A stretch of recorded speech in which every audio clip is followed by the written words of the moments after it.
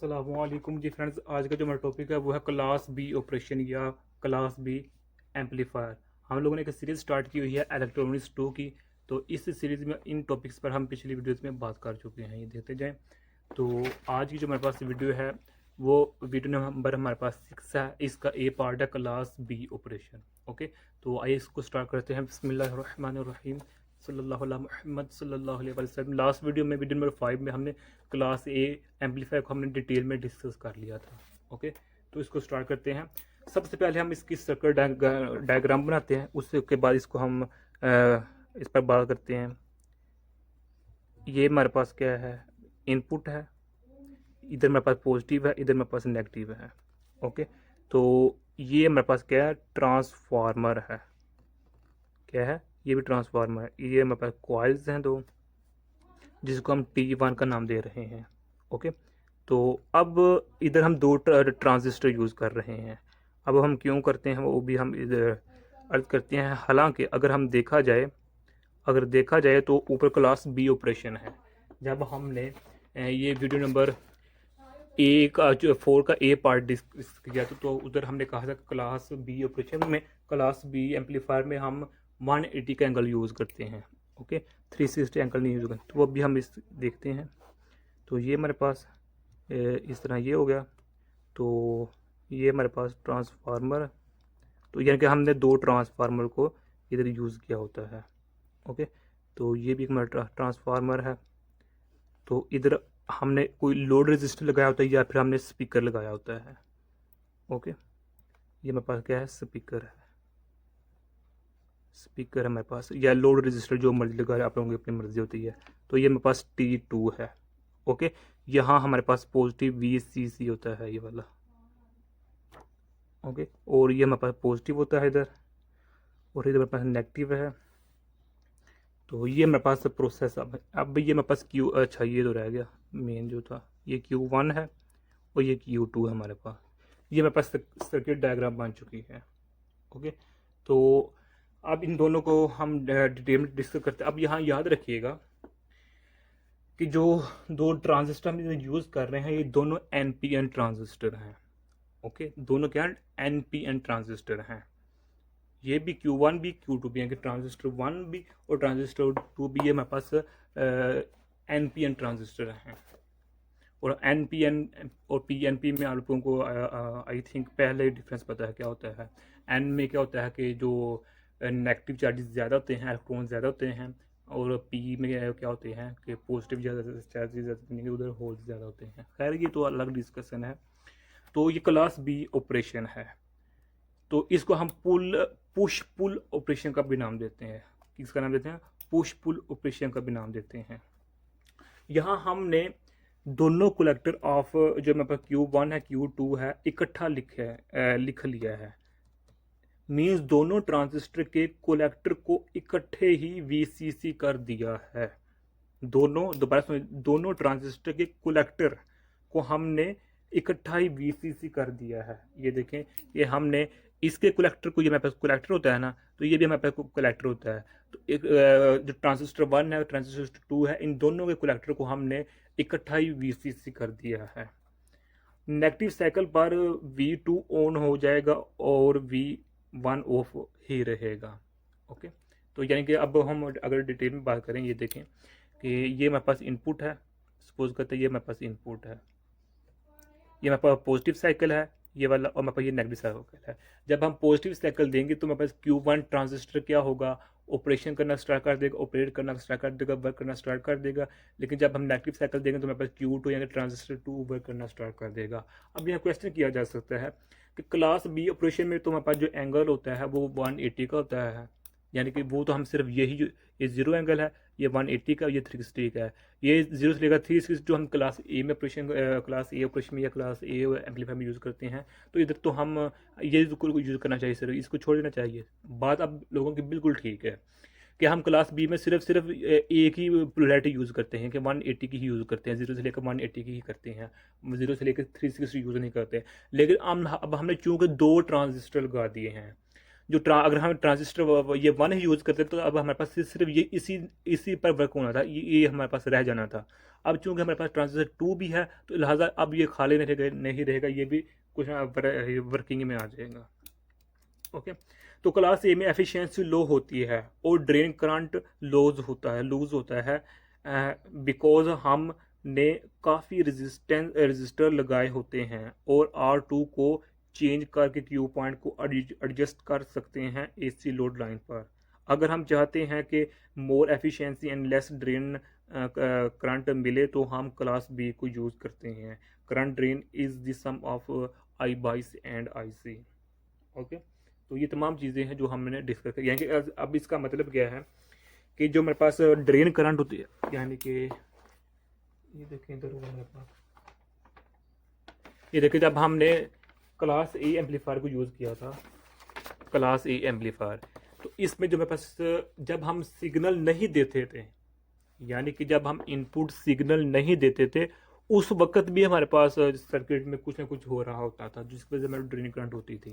अब जो drain current होती है, जो हमारे पास ड्रेन करंट होती है वो इस होती है I22 प्लस IC, ये इसके इक्वल होती है।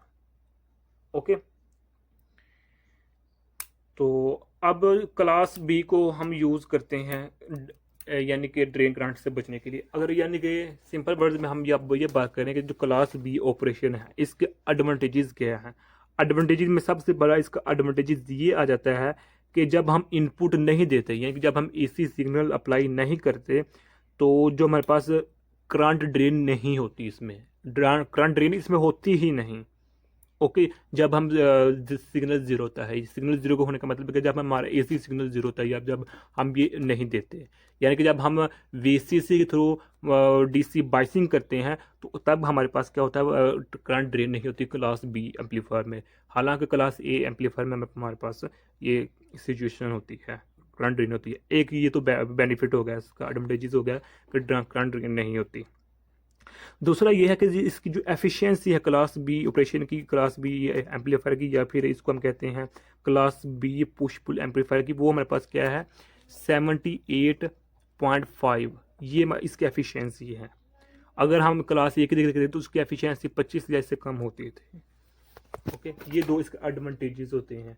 अब जो इसका डिसएडवांटेजेस है वो अभी हम डिस्कस करते हैं। वो सिर्फ यही डिसएडवांटेजेस है क्योंकि हम ट्रांजिस्टर को यूज़ कर रहे हैं, तो ट्रांजिस्टर को जो इसकी प्राइस होती है वो काफ़ी ज़्यादा होती है, तो ये सिर्फ इसका एक डिसएडवांटेजेस है। ये तो यही वजह है कि हम क्लास बी ऑपरेशन को ज़्यादा यूज़ करते हैं क्लास ए ऑपरेशन की, यानी क्लास ए एम्पलीफायर की बनिस्बत। ओके, तो अब हमें ये भी पता होना चाहिए, जिस तरह मैं पहले अर्ज कर चुका हूँ, कि अगर हमारे पास सिर्फ सिंपल ये होता ना, ये वाला मान ट्रांजिस्टर होता तो हमारे पास सिर्फ यही यूज़ होना था, ये रह जाने थे, तो जो हमें आउटपुट मिलनी थी वो हमारे पास इस तरह आउटपुट होती थी, इस तरह। ओके, ये हमें आउटपुट मिलनी थी जब हम ये वाला प्रोसेस कर रहे होते थे। ये सिर्फ कौन सा आंस मिला है, ये पॉजिटिव वाला मिल रहा है। ओके, ये पॉजिटिव से यूज़ होंगे, तो ये हमारे पास जो नेगेटिव वाली साइड होंगी ये बच जाएंगी, खाली बच जाएंगी वैसे वैसे। लेकिन हमारे पास ट्रांजिस्टर दो हैं इसलिए ये प्रोसेस इधर नहीं होगा, बल्कि हमें ये पोर्शन भी मिलेगा। ओके, तो अब क्लास बी में जो हम क्यू पॉइंट सेट करते हैं वो कट ऑफ रीजन के नज़दीक होता है, यानी कि अगर हम क्लास ए की बात करें तो उसमें जो क्यू पॉइंट होता था वो सेंटर पर होता था, यानी कि ये देखें, ये था हमारे पास, ये DC लोड लाइन होती है। ओके, इधर मेरे पास VC होता है और इधर मेरे पास IC होता है। तो हम सपोज करते हैं ये मेरे पास क्या है, बल्कि सपोज क्या करते हैं, ये मेरे पास ये वाला रीजन एक्टिव रीजन होता है। तो क्लास ए में क्यू पॉइंट यहाँ होता था, यहाँ यहाँ यहाँ यहाँ, यहाँ के ट्रांजिस्टर प्रॉपर तौर पर वर्क करता था। लेकिन अब क्लास बी में जो पॉइंट होता है क्यू पॉइंट, वो इसके नज़दीक होता है कट ऑफ रीजन के।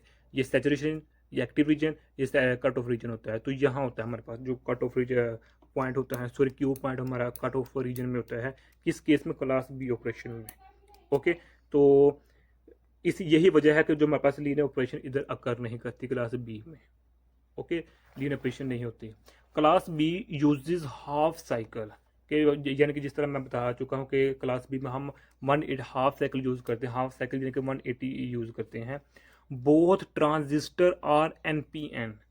ओके, ये भी हमें पता है कि जो दोनों ट्रांजिस्टर हैं वो क्या है, NPN है। दोनों ट्रांजिस्टर के एमिटर को हमने इधर ग्राउंड किया है, यानी कि इधर हमने क्या किया हुआ होता है, ग्राउंडेड।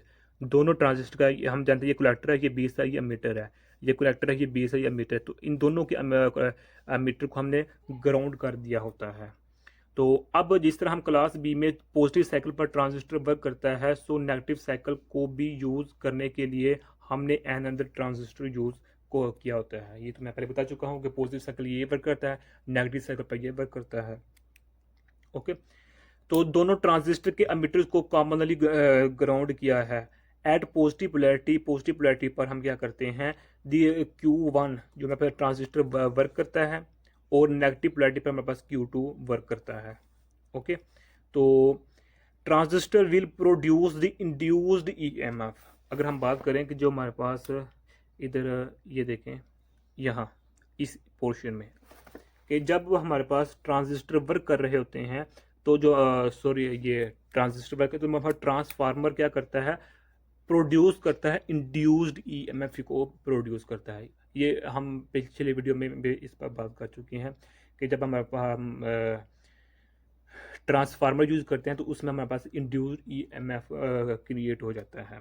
ओके, तो अब हमें ये पता होना चाहिए कि जो हमारे पास कि जब हम इनपुट दे रहे होते हैं तो ये इनपुट हमें इन्वर्टेड एंड एम्पलीफाइड मिलता है। यानी कि देखिए ये इनपुट है, तो जो हमें यहाँ आउटपुट मिलेगा, आउटपुट जो हमारे पास यहाँ होगा वो क्या होगा, इन्वर्टेड होगा और एम्पलीफाइड होगा।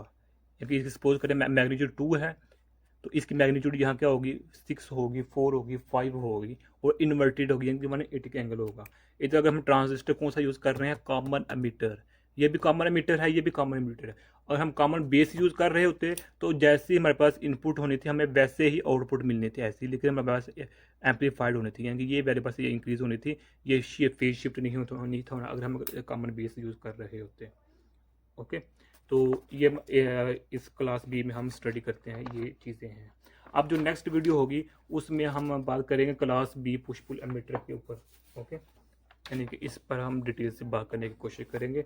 तो तब तक के अल्लाह हाफिज़। अगर आप लोगों ने अभी तक हमारा चैनल पाक एमएन अकेडमी इसको सब्सक्राइब नहीं किया तो प्लीज़ सब्सक्राइब कर दें। अगर वीडियो अच्छी लगी है तो लाइक कर दें। जज़ाकल्लाह खैर। अस्सलामु अलैकुम व रहमतुल्लाहि व बरकातुहू।